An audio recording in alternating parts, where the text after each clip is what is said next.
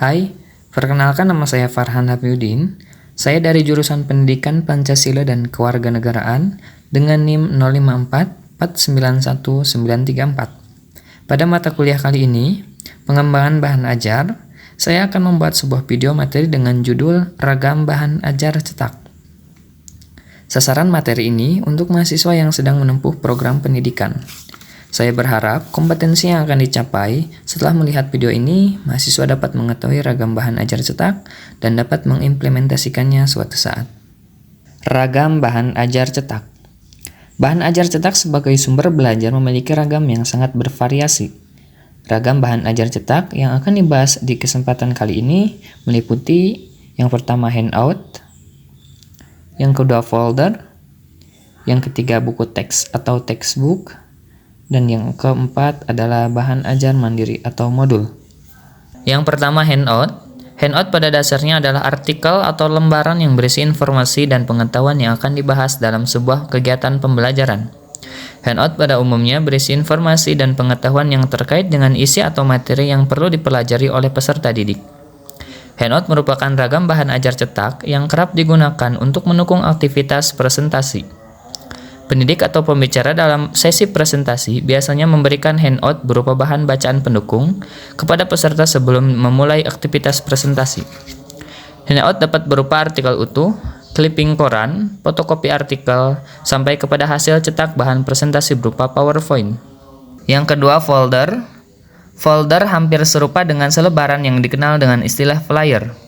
Keduanya berisi informasi dan pengetahuan yang perlu dipelajari oleh peserta didik.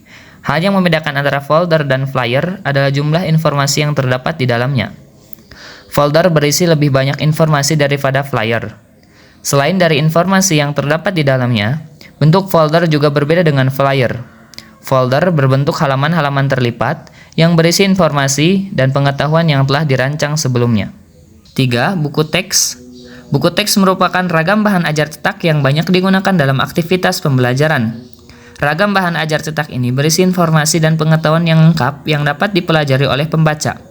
Buku teks dapat digunakan baik sebagai pelengkap atau suplemen dalam aktivitas pembelajaran maupun sebagai bagian integral dari aktivitas pembelajaran itu sendiri. Buku teks biasanya berisi uraian atau deskripsi tentang materi atau isi pembelajaran tertentu yang tertuang bab demi bab di dalamnya. Buku teks kerap digunakan sebagai bahan rujukan atau referensi dalam kegiatan penulisan karya ilmiah. Yang terakhir, buku ajar mandiri. Buku ajar mandiri pada dasarnya tidak berbeda dengan buku teks karena berisi informasi dan pengetahuan yang lengkap yang perlu dipelajari oleh peserta didik. Hal yang membedakan antara buku teks dengan buku ajar mandiri adalah arahan-arahan yang terdapat di dalamnya. Buku ajar mandiri pada dasarnya memuat arahan-arahan yang dapat digunakan untuk membantu peserta didik dalam mencapai kompetensi yang diperlukan. Penulisan buku ajar mandiri pada hakikatnya didasarkan pada kompetensi yang perlu dimiliki oleh peserta didik setelah menempuh proses belajar dan pembelajaran.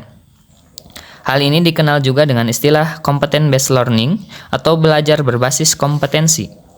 Buku ajar mandiri kerap digunakan dengan istilah modul, karena penulisannya dirancang agar berisi bagian-bagian yang terdapat dipelajari secara sistematis atau bertahap agar peserta didik dapat mempelajari isi dan materinya secara utuh.